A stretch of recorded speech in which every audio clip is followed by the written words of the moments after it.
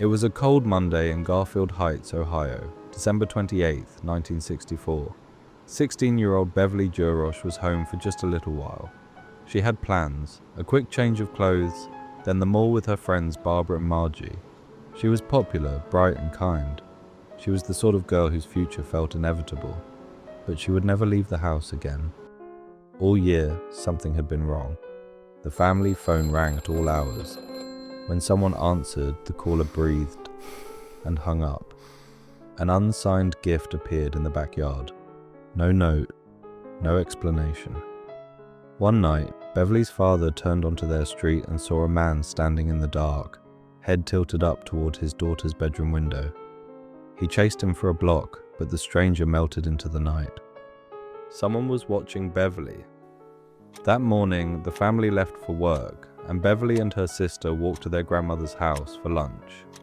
Around 10:30 a.m., they arrived, laughed, ate, and tried to ignore the grey winter sky pressing down outside. Beverly didn't stay long. She was excited to meet her friends. A young man, her grandmother's neighbor, offered a ride. Just before 12:30 p.m., he pulled up in the Jarosz driveway, and Beverly stepped out. "Thanks," she said and went inside. The house was quiet. She had time to freshen up, pick an outfit, maybe call Barbara. 3 phone calls came in. The one that stood out was the second, a man who called himself Steve Stakowitz, asking if her father was home. Beverly didn't recognize the name. She said no. The man hung up. Minutes later, the phone rang again. Her grandmother. "Did you get home safe?" Beverly said yes, she had.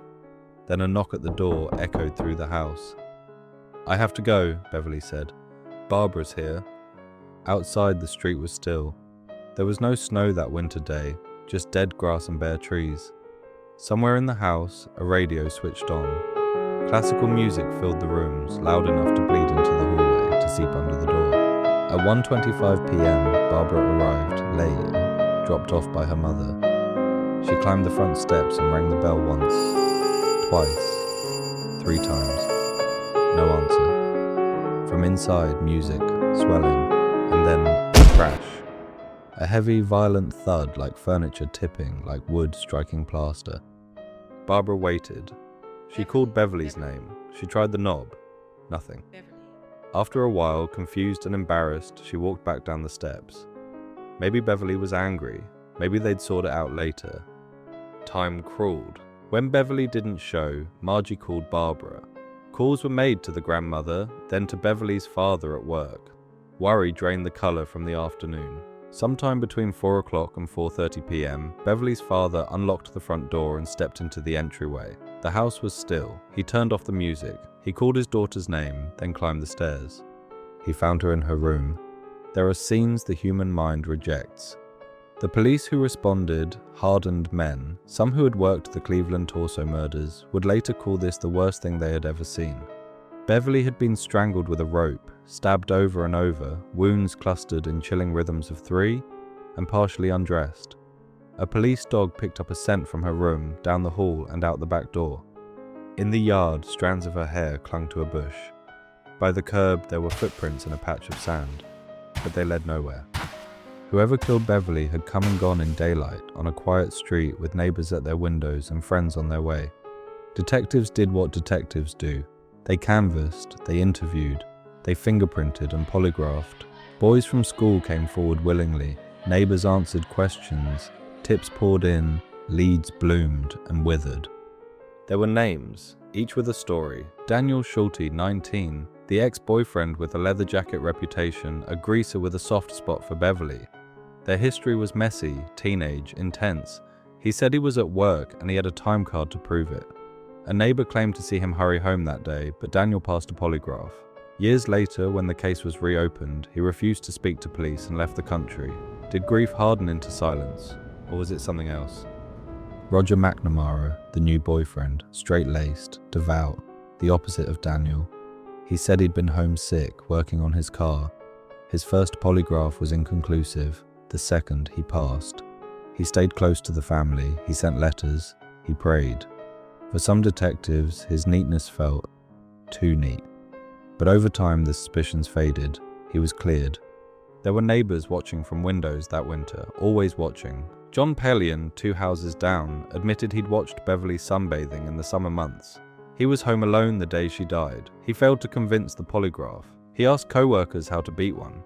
Years later, he would hire a lawyer and claim there was a cover-up. But if Beverly kept her doors locked, and everyone agrees she did, would she open for a neighbor she barely knew? A shy boy with a stare? Would she open for him when she thought Barbara stood on the porch? Behind the Jarosz home lived Bruce Beverly.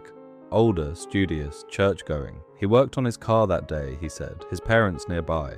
He drove Beverly home from late mass sometimes. Friendly, familiar, present. In a note to her friend, Beverly once joked, "Bruce came over to see what I look like when I'm not dressed." Was it a tease? An uneasy laugh? Police checked his alibi and moved on. Parents can't watch every second. But nothing tied him to the room upstairs. Then there was the stranger whose violence was not rumour, but record. 17-year-old Harry Maddell. He'd moved to the area that September.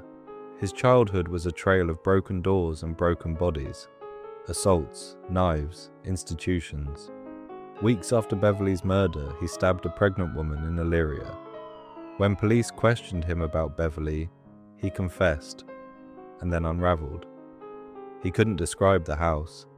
His timelines slipped. The knife didn't match. He took 4 polygraphs, inconclusive. He was tried for the Elyria stabbing and vanished into prisons and scams and new names. If he killed Beverly, it was the work of an opportunist who found a door unlocked.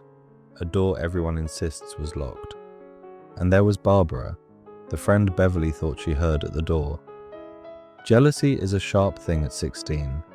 Some pointed to her lateness, to the music blasting, to the thud she reported hearing, and whispered that the story didn't add up. No one saw Barbara waiting at the door. Only her mother could verify the drop-off, and mothers protect their children. Barbara didn't meet Margie later. She didn't call. Was she shaken or hiding? Detectives would say years later that Barbara had nothing to do with it. Especially Barbara, but the question lingers because Beverly would have opened the door for her. There were others. A neighbor who lied to reporters just to see his name in the paper.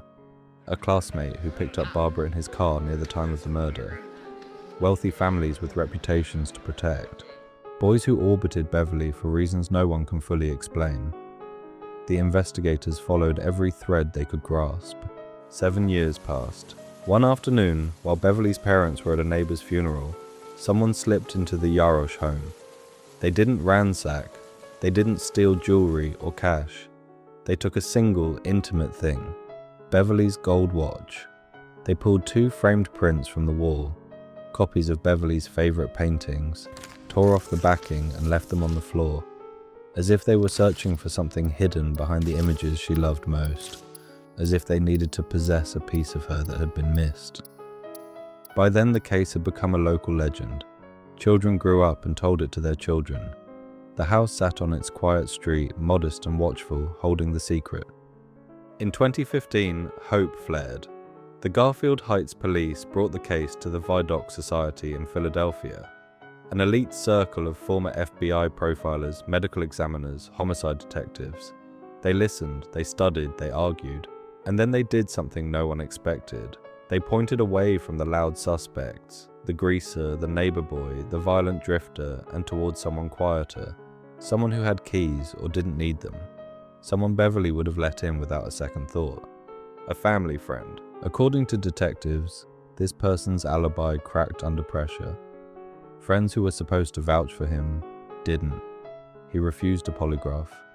He refused to give DNA. He refused fingerprints. Then and now. After a television segment about Beverly aired in 2017, a tip named him outright. But names are not proof, and proof is what cold cases starve for. So we returned to that house, to the phone on the table, to the radio dial turned up to drown out a struggle, to the crash that sent vibrations through the floorboards and out to the porch where Barbara waited with her breath caught in her throat. We returned to the hallway, to the dog's nose lowering to the baseboard and then to the back door where winter air pushed in. We returned to the yard, to the fence line, to the hair caught on a branch like a whisper. Did the killer walk down the drive and step into a waiting car? Did he cut through backyards, slipping between houses he knew like the rooms of his own? Did he keep a piece of Beverly, something small enough to hide in a pocket?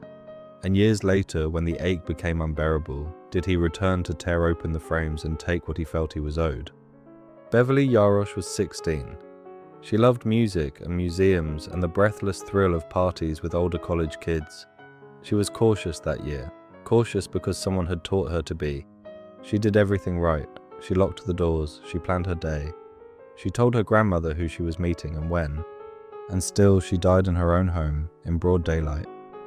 Maybe it was the ex who couldn't let go. Maybe it was the straight-laced boyfriend whose story was too tidy.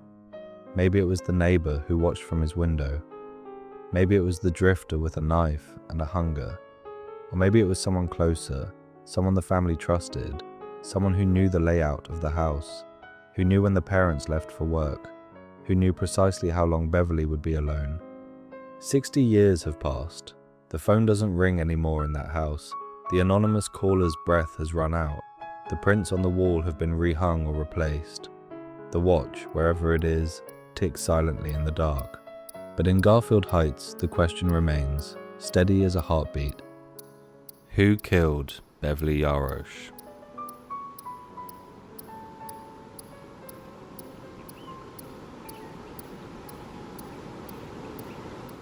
Thanks for watching my first video. Please like and subscribe. Every click helps the algorithm push this out to more people. So thanks. Cheers.